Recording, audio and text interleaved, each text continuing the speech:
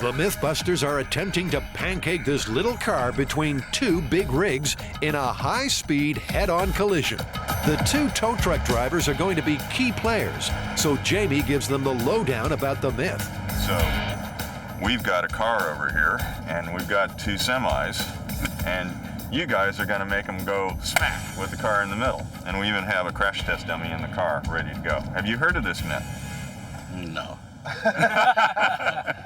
Not heard anything? Actually, I have. You have heard Yes, the I myth. have. What did you hear? Exactly what you described. According to the myth, a compact car was caught up in a head-on between two semi-trailers. The trucks fused together in the impact, and the wreck was towed off in one piece, with the compact car squashed flat in between them. You guys looking a little apprehensive. You looking forward to seeing it? Absolutely. All right, that's what we want to hear, because you guys are going to make it happen. We'll do a test run, and we'll also do a test tow of one of the trucks so that we're sure that all the systems work. Does that sound reasonable? That sounds good. Head-on collision with two trucks. What could go wrong? Knowing the MythBusters, anything and everything. Oh, yeah. Oh, yeah. We don't even need those tow trucks. First, a tow test to see if the cables hold and the steering steers. The tow cables have a braking strain of 20,000 pounds and shouldn't break. The ropes that attach the cables to the tow truck should. They are only good to 6,000 pounds and are designed to snap when the semis collide, so the tow trucks never reach the end of their tether. Close enough. All right, Jamie, I have the cable hooked up to the truck. Ready when you are. Bang on cue, some geese swan across the runway. Hey, there's a family of geese. You sure we want to pull it right now? We might kill them. All right, they are out of the way of the cable. Over. Ready, Tina? All right. Everything looks good, Jamie. Over. Looks good. Seems to be working. 34,000 pounds of truck, no driver. And there goes the tow rope.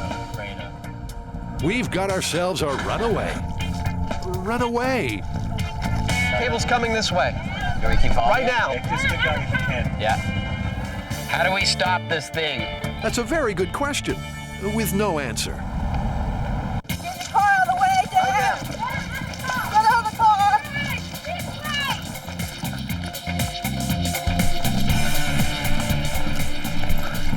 I don't see the cable. Eventually, the psycho semi comes to rest. Rolled to a stop. The truck is rolled to a stop, and we're fine. I pictured all of us getting sliced in half. Dude, what are we doing? We're gonna crash two big trucks. It was beautiful. I had no idea what your plan was for stopping it. Yeah, there wasn't really a plan. All we're doing is running from this. I see the truck rolling that way, and I know there's a cable between us and the other one, and we're just like, now there's a trip hazard. I'm just picturing all of us like, Oh, there was one moment where I'm setting up this truck over here, and I look, 3,000 feet down the road, and I see the other truck lined up, and I'm like, oh yeah, we're about to smash two big trucks together. It all came to me. It's not a bad way to end the week. No, it's a good thing. This is gonna be good. and it's only Wednesday. Their mission? To fold a piece of paper that's almost the size of a football field. The biggest attempt of its kind in the world. It's huge. I don't know if this is going to be big enough. Oh yeah. Because there's not a piece of seamless paper on the planet big enough, the plan is to get 17 individual rolls and lay them out side by side. Covering 170 by 220 feet, the team will join them together with double-sided tape. Then they'll use whatever methods necessary to try and fold it into a submission. Basically, you're going to have to fill this whole area. Yeah, well, we have 170 feet this way and 220 this way before we get to any equipment. So will that work out for us? Yeah, it's perfect to scale up an 8.5 by 11 sheet. This is going to be a long day. We have a lot of work. Then let's roll. All the way back right to this corner right here. The paper they're using is special order. This is the thickness of regular office paper, about 3/1000. What we tried to do in the shop, where we couldn't get 7 folds, was twice as thick as this. And when you're talking about trying to achieve this myth, thickness of the paper is really important. Going larger and thinner might just give them the edge they need to beat this myth. They position the first roll, give it a push, and they're off. This is gonna be the biggest piece of paper ever. One down. 16 more to go. Their first 220 feet of scroll has been successfully unrolled. To secure roll number 2, they need Double-side tape. inch by inch, they press the sticky stuff along the edge of the paper. Keep it in line. Now, this, folks, is an example of highly focused, synchronized taping teamwork in action. Time to truck in roll number 2. Coming down. Roll down, tape down. I think we get the concept. I hear this is good for your back. The art of paper folding is an intricate and time-consuming pursuit that is also often very rewarding. As they set up for the biggest paper folding attempt in history, our team is having difficulty appreciating this. Maybe I just lie here and it'll get itself done. The problem that we have right now is I don't think any of us is realizing exactly the kind of scale we're talking about for this experiment. Essentially, this is a sheet of paper the size of a football field, and just maneuvering that, even seaming it together so it's one piece of paper, is going to be a major, major challenge. Better put them in lockdown so they can't escape. So it sounded so much easier on paper. Back at the pool, Jamie and Adam are testing ways to escape a car that's plunged into the drink. They've already discovered that if you wait for the cabin to fill with water so the differential pressure equalizes and releases its grip on the doors, it could be too late. Now they're going to try out a modified survival technique. Oh, here we are, day 2. The first maneuver on their cheating death checklist is to try and open the door before the car starts to sink. I figure for this particular technique to work, you need to do it right the minute you hit the water. If you hesitate, it's all over and you gotta ride it out. Here we go. Adam's plan of action is I'm just gonna wait until the water gets up to my ankles, and then I'm gonna try and open the door. Here we go. Oh man, oh that sound is so wrong. the water rushes in. Okay, I'm starting to see it on the floor, and it's coming up to my ankles. Now I'm gonna try and open the door.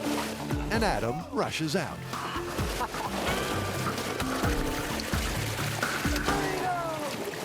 Surface exit via the door, totally viable. I waited until the water was up to the top of my shoes, and I was still able to push this door open. The water rises slowly upwards. Next, he's going to wait until it gets to his waist. Okay, past my shoes, halfway up my shins. All right, now I'm looking at, my God, it's at my knees. I'm not gonna be able to open this door. All right, wait. This one's no pushover. As the water level climbs, so does the amount of pressure. And Adam has to brace himself against the opposite door to force it open. Jamie and Adam are testing the myth that if your car swerves off the road and into a body of water, to get out alive, you have to wait until it's completely submerged and full of water before you can open the door. So did you know last year, AAA estimated 11,000 vehicles went off the road and into the water, and as a result of those accidents, 300 people died. Holy cow, that's a lot of people. Yeah. I thought it was more like a freak accident. Now apparently it's a lot more common than that. Well, maybe we can help raise awareness a bit as to what these people are facing. And what better way to raise awareness than to raise themselves in a car into the sky and plunge into a pool? What the are we doing? Remember, when Adam goes 13 feet under, he won't be wearing breathing apparatus. The paramedics are on their toes, and Adam has his escape strategy all worked out. I'm going to try to start opening this door the moment I see the water get above my glass. Now, if the myth is true, I won't be able to open that door until the water level inside the car gets to the same point. Deep breaths, Adam, deep breaths. It's way too late to put on the brakes. I couldn't stop now if I wanted to. As the water rushes in, Adam is getting that sinking feeling. Oh, man. The crane chains go slack, and the car is sinking on its own. The 700-pound fake engine is taking it down nose first, exactly as it would in a real situation. The water's up to my butt now. All right. Okay, it's coming past my waist. Now I can start to see under the water. Oh my God, it's coming up under the windshield. Wow, I can feel the pressure. All right, I only have a couple more breaths here. Adam's never this quiet. So what's going on down there? The water is leaking in from every open crevice in the car, and Adam is now fully under. He holds his breath, tugs on the door, pushes his whole weight against it, but nothing happens. Finally, he can't hold his breath any longer and signals for Jamie to pass in the regulator. When the pressure ultimately equalizes, he opens the door and swims to the surface.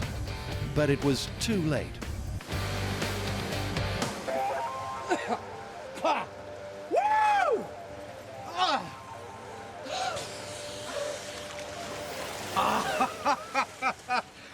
That is intense, no matter how you slice it. I died. Let's just put it that way. Well, that's put a dampener on things. From the time the water hit Adam's knees to when he surfaced took just 1 minute and 51 seconds. But that's a long time when you're drowning. The fact is, even though you do go vertical, you don't feel like it because the water is filling the cabin at that point. So you're kind of floating. I held my breath, I don't know, for what felt like 30 seconds, trying to push open that door, using my legs, bracing up inside the cab. Well, you died. Yeah, I died. Jamie's passive observer view was a little eerie. I'm just sitting there watching the guy drown. He's like just going nuts on that door. He's really using up his oxygen, and it didn't take him that long to run out. You don't want to be in a car when it goes down like that. It's scary. The bottom line is Adam ran out of air before he could open the door. That myth is confirmed. I could not open that door until the cab seemed to be full of water for a while. Yeah, you were giving it all you could, and you just weren't able to do anything with that door until we started to level out. That's the point that you opened the door. Yeah. And that was quite a while. Differential pressure can be such a downer. Welcome back. The myth we're testing is if you're driving alongside a big rig when its tire blows, can that exploding tire kill you or specifically behead you? So, this is our big rig suspended in midair by our 30,000-pound forklift. We are going to lower this down onto our dynamometer. I know it looks like a pickup truck, but in fact it's a dynamometer. It'll spin up to speed. Spinning this wheel in the correct direction, we are going to make this tire fail by hell or high water, and that failing tire hopefully will knock Buster's head right off his body. The reason we're using a motorcycle here is because this is a worst case scenario. Obviously on a motorcycle you're a lot more exposed. And so if a big tire like this goes off, while we could have put a car there, we figured this is the nastiest thing we can do with this particular experiment.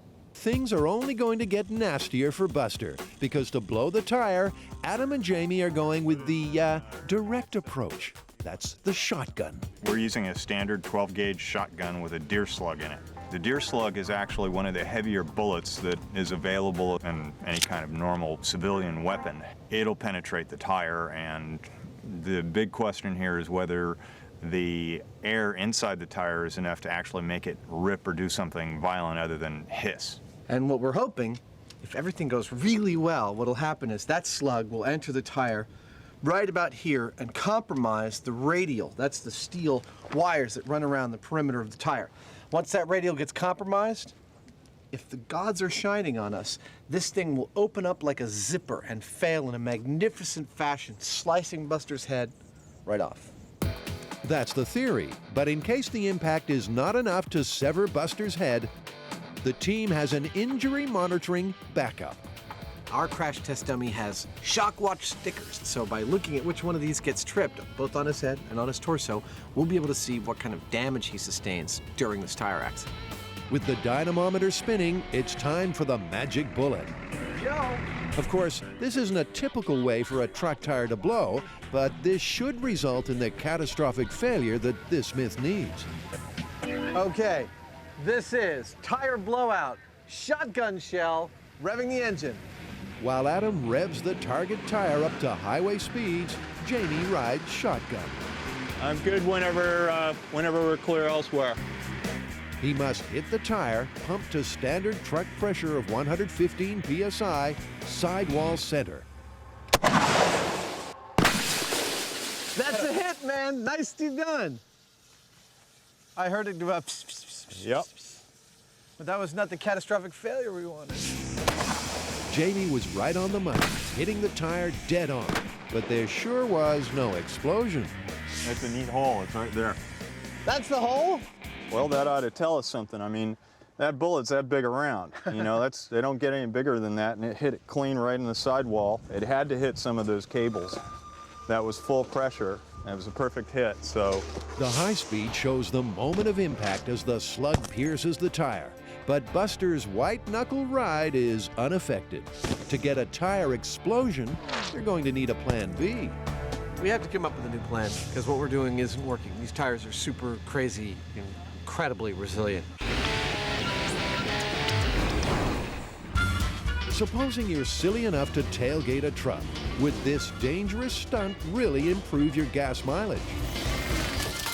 Tori, Grant, and Carrie's wind tunnel tests have given this myth the thumbs up, in theory. That is so much more than I expected.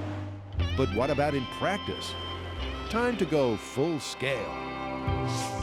We should drive at different distances behind the truck. We'll start at 100 feet and move our way up to 2 feet and see if we save fuel as we get closer to the truck. 2 feet seems really dangerous. Who's gonna drive? I think Grant should do it, because he just had his middle name legally changed to Danger. Grant Dangery Mahara. I like the sound of that.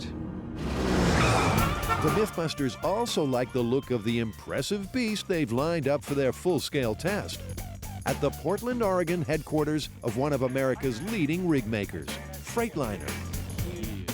We've got this new Cascadia Freightliner here. It took 2,500 hours to shape the aerodynamics of this truck to make it the most fuel-efficient truck in the world. It's a brand new truck, and we're anxious to get it out on the track again and help you with that myth. Test engineer Matt Mark Staller reckons drafting is suicidal, especially considering how many blind spots are on a big rig. But he's agreed to help out under controlled conditions. It's time to sit back with a bottle of grog for a laundry legend. So guys, what's the myth? The myth is that in ye olde times, pirates used rum not only for inspiration, but also as a stain remover. Well, pirates don't strike me as the most fastidious lot, but I suppose if you had blood all over your shirt and then you had shore leave, you'd want to wash it off first. I guess especially if you had a date. Pirates had dates? Pirates and rum go together like cannons and balls. But is it possible that they don't just drink grog, but use it to get those puffy pirate shirts whiter than white? Well, obviously we're going to need some authentic pirate shirt material, and, we're going to need to stain it with some period-accurate stains. Blood, sweat, and tar. Perfect. We're also obviously gonna need some sort of ye olde rum. Right, and I think we should have something to compare that to. So I think we should use some ye olde soap as well. I have a secret method that the pirates may have used as a laundry technique, and we should compare all three of those to some modern detergent. So I'll do the staining. Well, I'll do the cleaning then. And I guess that leaves me to judge? Exactly. So it's time for Adam to get down and dirty. The plan for this test is to choose 3 most common stains that pirates would encounter. One would be, of course, blood. Another would be, of course, sweat. Pirates were not known for their bathing. And the third would be something you'd find on the ship, which would be pitch or tar. I'm going to make up some 1-foot square samples of this cloth. We're going to put those various stains on it and try and see whether or not rum will actually take those stains out. being a pirate's a bit difficult. What with the not bathing, the hot sun, the blood, the sweat. And this rough fabric is very harsh on my skin. We don't have any pirate shirts from the period, but we do know that while a fancy gentleman of the age might have had a very fine weave shirt made of linen, pirates would have used coarser stuff called lock ramp. The closest we could find is this bleached embroidery fabric, which has a thread count of 40. It's quite rough, but it's perfect for our tests. And I think it's the closest thing we could possibly find. The first authentic pirate stain is blood, and Adam knows just where to find some. We have it in the fridge because Jamie likes to have it every day for lunch. No. Has anyone taken my blood out of the fridge? Next, Adam takes Jamie's lunch and smears the pig's blood over 4 sample sheets. This is the plight of the pirate laundryman. Next up for our pirate shirts is pitch.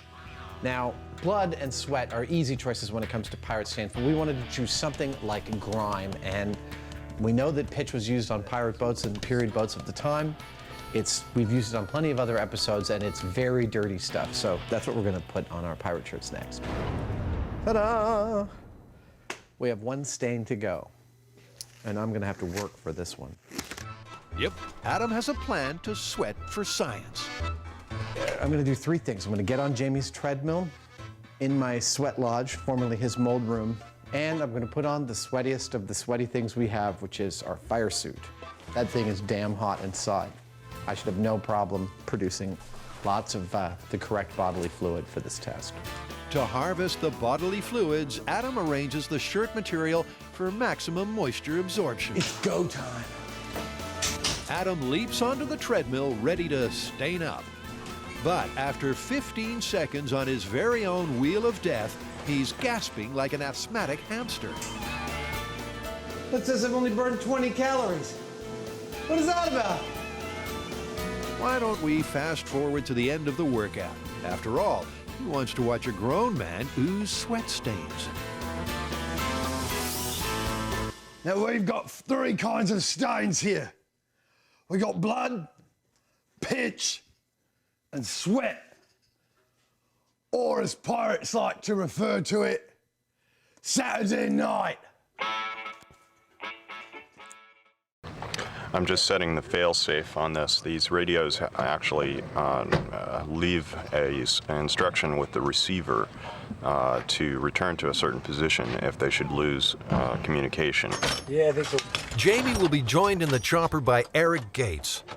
He and his brother Dirk have over 20 years' experience in amateur rocketry. They plan to fire the motors by remote control. Go. 1, 2, 3, 4. 1, 2, 3,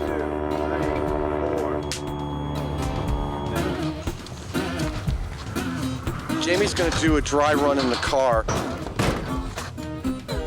The rocket guys, I think, are going to do a test fire, so all systems are good. I expect it's probably about an hour to actual firing.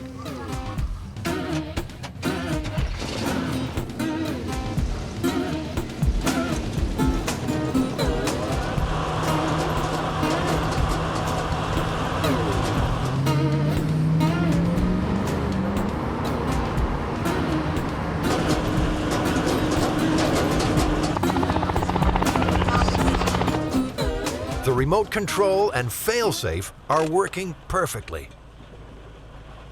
Everything went fine on that dry run. We got all 3 igniters and fired in sequence. It was a perfect run. Well, you know, I'm not at all happy. The reason being that unless something goes wrong on the first test, it makes me nervous because that means something's going to go wrong later. How you doing? Adam Savage. If this new visitor is right, Jamie may just get his wish. I looked at it, the mount's not strong enough, number 1. The mount's not straight either. We warned them about straightening the mount. It's got to be dead straight or it'll steer the car all the time. George should know. Not only did he work on the Apollo program, he's conducted numerous speed trials out here. 8 points welded into the frame of the car. I hope it works. I mean, you know, because I don't want you to dig up my leg bed. Not exactly comforting words for our final briefing. The helicopter's going to do a pass around just like we did the last time. About the time that it passes in front of the car, I've released the brakes and the car is going to start to roll. Like the Myth, our plan is to get the car up to 80 miles per hour before firing the rockets. Giving it a lot of gas. When the motors go, they're going to have a tendency to scare you. So when you're hearing the 3, 2, 1, brace yourself, don't veer. Sound like a jet engine. It's going to get a 15-foot flame out the back. 15. Yep. Is that when the rocket fires, is it going to cause the... We don't know. We don't know. The car might end over end, whatever. You want to be far enough away that you have, you know, several seconds. Cool. And if you do, a general rule of thumb with that kind of thing, if you do see something coming at you, go off at right angles to it. Don't try to outrun it. The crew are not the only ones who'll be keeping a close eye on the rocket car. It seems to have attracted the interest of security at nearby Edwards Air Force Base. Let's have a good bird, man. Get your game face on. Good luck. Yeah. This is so exciting. Cardboard box at the front of the I'm going to have a grinectomy.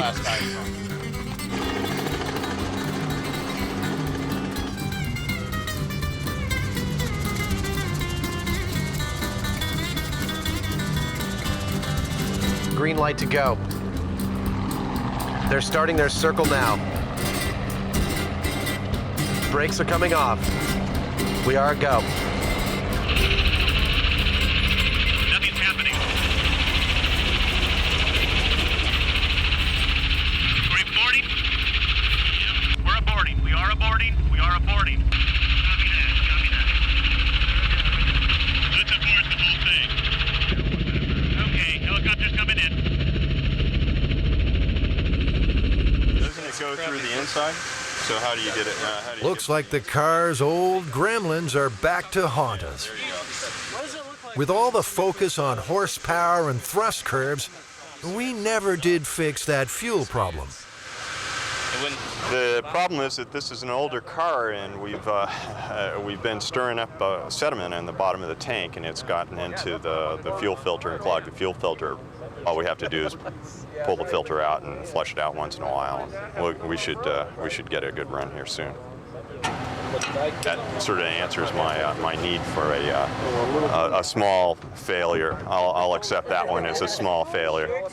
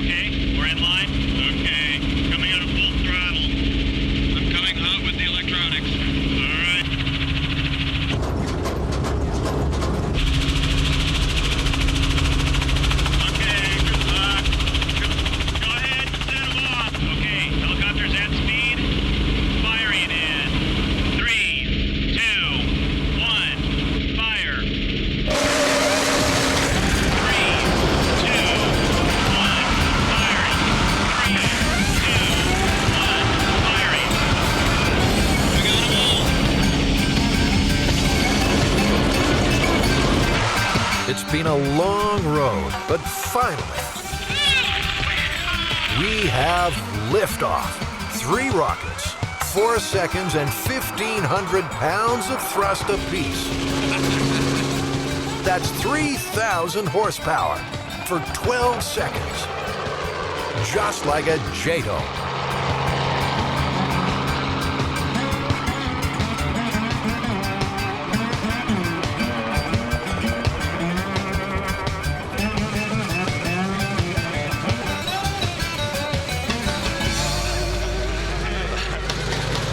That was hysterical.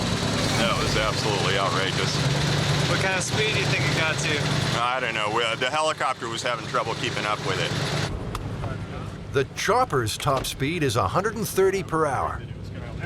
Hey! Ah! That was beautiful. We lost track of it. Oh yeah, we couldn't keep up with it with the helicopter. It just, once those suckers lit, it just like, it's one thing to see them go up, it's another thing to see them go horizontal. Leave you guys in the dust. Just the dust trail from the car. It's so beautiful. I was quite impressed. I was hoping it would go good, and it did. You know, I was a little apprehensible, but no. Jamie did his homework. Over the years, many have claimed they were the inspiration for this story. For those who really tried it, the results were the same. The scene is set exactly according to the myth. We have one not-so-smart man, Buster, who's crawled down a 3-foot-wide drainage pipe chasing a raccoon. like that. There we go. Like this? Yeah. The raccoon's probably all the way at the very end, you know, up against like a steel grate or something like that. So he's probably like right here, trying to be as threatening as a raccoon soaked with gasoline can be. Okay. Let me get my automatic match. The MythBusters team gets ready for launch. Cameras will cover it from every angle. Sensitive equipment is protected by a bulletproof plastic shield. A baby fire truck is at the ready, and it's Big Daddy, just in case. Excited, we're gonna blow some stuff up, then we go home. Now, Jamie adds the final element, 5 gallons of gasoline. Okay, it's kind of a lot. Oh, it's kind of really a lot. It's a lot of gasoline pouring out of there. That's it. That's it. All right, get out of there. Okay, here we go. Standing over here with me, Jamie? Yeah. In 3, 2, 1. 0. Nothing happens. Tell me if you see it lighting. Yeah, I don't see any flame. Seems that pesky raccoon slipped down onto the lighter. He's repositioned, and we are clear for launch. Okay, here we go. There we go. We have ignition. Put it out now. Go.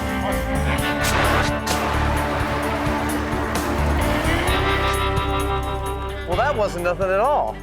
Nope. That was like a little campfire. Well, it probably would have set the whole tube on fire after a while. It singed the heck out of our raccoon. Let's see how our raccoon did. That's one piping hot toy raccoon, all right, but not much else, and certainly not enough to satisfy the destructive desires of these 2 strange men. The myth is in fact busted. But there's always 2 parts to a MythBusters story. There's replicating the myth, and then there's duplicating the result. And we replicated the myth, we got nothing. Now it's time to see what it takes to launch him out of that tube. In the world of weaponry, a sabot is used when a specialized bullet or projectile is too small for the barrel of a gun. The sabot fits around the bullet to seal the chamber, so the blast from the gunpowder can send it firing out of the barrel. It's hard enough remembering how to say sabot. Now, Jamie has to work out what to make one from. That's about 2 feet, so darn, that tube's big. It's gonna make me work. Oh, Jamie, that's beautiful. Easy as pie. But, usually things don't work this easy. 35, jeez, you're within a 1/4 inch. Yeah, seems like it should be perfect. So without this thing, gases would just go past the dummy and not propel him. With it, it blocks the chamber, and hopefully it will carry the dummy with it out of the barrel. The sabot will fall away in its 4 parts as we've designed it, and the dummy will continue on his trajectory. Let's hope the plan stays on target, because back on the firing range, we are now working with dangerous explosives. Second circuit, just to the end of the tube here, and then if we have a problem with the first circuit, we'll just tie into this. Sounds good. So I'll tie this on first. Yeah. We want to fire a 180-pound projectile 200 feet. So, how much gunpowder will we need? Well, in World War II, the guns of the mighty U.S. battleship Missouri used 660 pounds of explosive powder to launch 2,700-pound projectiles with a range of up to 23 miles. There are no records of raccoons being present on the USS Missouri. Back up on the backup. Preparing to launch. John McLeod normally creates pyrotechnics for Hollywood films. Today, he's cooking up a different kind of blockbuster. We're using 10 1-pound cans of the GoX black powder. That should give us a pretty good bang. Buster is locked in the sabot and loaded into the pipe. Okay. Shove it in. Oh, yeah. Oh, baby. Okay, we need a little more push here. All right, here we go. Okay, ready? That's good, right? Well, that's tight, huh? That's pretty good. Cue the bomb. So that's the 10-pounder, isn't it? It's a 10-pounder. Don't look like much. Not until it goes off. The local geese are heading south to safety. You think they can tell we're about to blow something up? John will use an electric detonator to ignite the powder. With the wiring all checked, it's time to seal the end of the pipe. Look at that, that's perfect. All right, I'm gonna bury it. The pipe must be plugged to direct the force from the blast towards Buster and send him out the other end of the tube. Will it work? That's in the lap of the gunpowder gods. I think if anything, the worst thing that could happen was it would rupture the back end of the tube and maybe shoot dirt and sand and possibly little rocks. It's also, I'd say 50% likely that it stays back there in the tube and the whole thing just blows up. That's totally acceptable to me as well. The whole damn thing could blow up for all we know, but our best shot is that it's going to come out of there and it's going to come out really fast and it's going to look really cool. Jamie is so confident, he's parking Buster's wheelchair right where he thinks he'll land. Jamie, you hoping to catch him? Yeah. All right, that's about the most optimistic thing I've ever heard. If you catch him, I'll give you $100. Okay, let's put this Big Bang Theory into practice. You got some, you want to put some protection on there? I think I'm all right. He thinks he's all right. Firing in 3, 2, 1.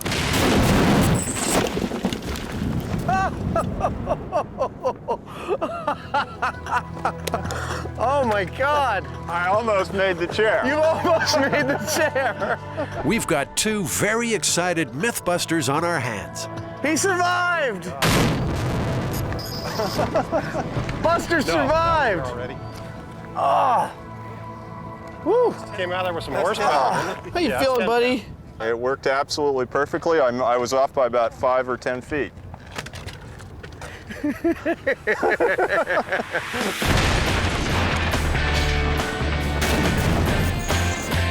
Buster heroically executed a textbook superhero-style exit from the cannon. Oh my God! You know, I got to say, I think we planned this whole thing really well. The sabot worked. He did launch a significant distance out of the barrel. The myth says 200 feet that the guy lived. I tell you, watching that dummy land, there's no way he would have lived at that distance, let alone that distance again. This myth is just, I mean, complete and utter lunacy to think that it's true. Well, Buster, how you feeling, man? What do you think? Raccoon rocket, true or busted? What do you think, Jamie? I'd say it's pretty effectively busted. You know, we would have died if we'd been in Buster's place, that's for sure. Man, he is a little worse for wear. Well, Adam, do we have everything we need here for this experiment? I think we do. We've got the acid, we've got the salt, we've got the voltage meter for testing salinity, thermometer, and perhaps most importantly, in fact, without this we couldn't do the experiment, we have our test subjects here, our frog eggs.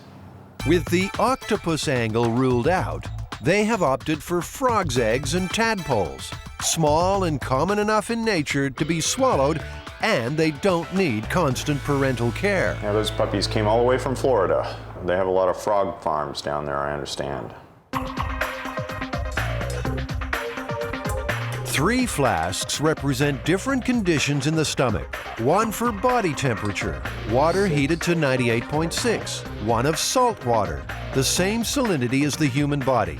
A third with a pH of 2 contains acid, imitating human stomach juices.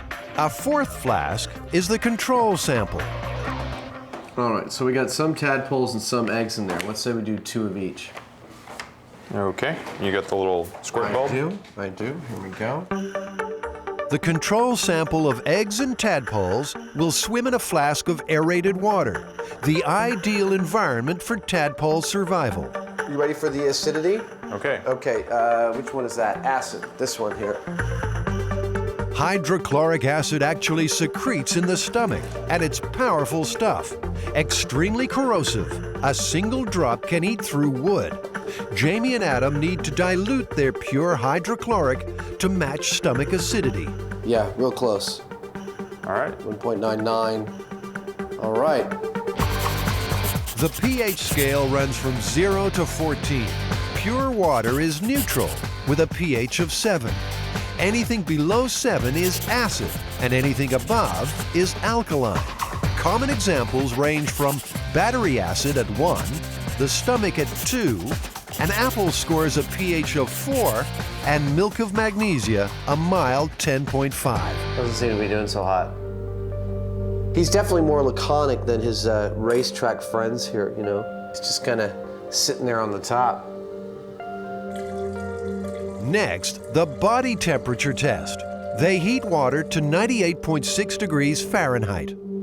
Okay, here we go. He's not, you know, doing a racetrack thing like his brethren down here in the Pyrex. For the next phase of the experiment, Adam's making a personal contribution. Here we go. What Adam's doing is measuring the electrical conductivity of his saliva. Now, we're going to try and replicate that conductivity in water by adding salt to it. Electrical resistance is the best way to determine salinity because dissolved salts are strong conductors. In Adam's mouth, the resistance is low, measuring around 4 kiloohms. There's one. He's doing pretty good. No, he's actually doing fine. Here's another. Salinity, they both seem to be doing okay, so we should leave this overnight and see how it does. Yeah. Tadpoles might find it tough going in the stomach, but are there any life forms tailored to the conditions? Come down here, I got some worms all set for you. If anyone knows about creatures surviving in the human stomach, it's Dr. Jim McCarrow from the University of California at San Francisco. As a professor of pathology, he's heard all the stories. Why would it not be possible for a thing like an octopus or a snake to grow and develop in your body?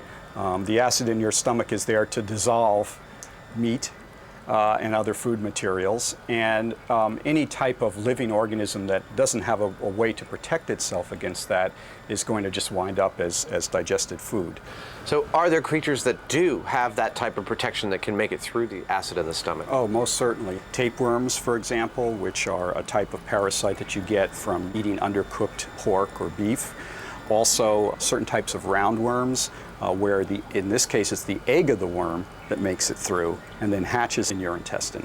And in both of those cases, the reason that they can actually make it through the gastric acid is that they're coated with a very hard shell. It's called a cuticle, and it's about as hard as your fingernail. So by having this, basically this armor on its surface, these worms can make it through the gastric acid, get into the small intestine, and basically live in paradise because they have as much food as they want to eat. In the United States, between 1900 and 1920, tapeworms were being advertised for weight loss. Each segment of the worm was sold individually with claims like no ill effects and easily swallowed. Today, worldwide, about 1 billion people are infected with parasitic worms, particularly in tropical regions. You know, with things this big and this prevalent, it's not surprising that a lot of stories probably evolved because people were seeing these things in their environment all the time, and they probably attained mythical proportions. When you look at these, the leap to an octopus doesn't seem like that great a leap. Sure, I mean, and imagine these all bunched together. You know, it would be like a Medusa head. Mm-hmm. And they'd often be passed by a child that way, so you actually would see something that looks like a Medusa head lying in the crib. That must be it. What do you think? I take no pasta for lunch. All right, Jamie, it's been 3 days. How are our frogs doing? Well, most of them are still alive. You know, the control group is great. They're happy little tadpoles swimming away in there. They look even bigger than they were a couple days ago. I believe they have grown a little bit. And the saltwater seems to be fine with them. Yeah, they're you know, still going. they're doing just as well as a control group, actually. What were the killers? The real killers were the acid and the high temperature. Well, that killed them each in like 10 or 15 minutes, didn't it? Pretty much, yeah.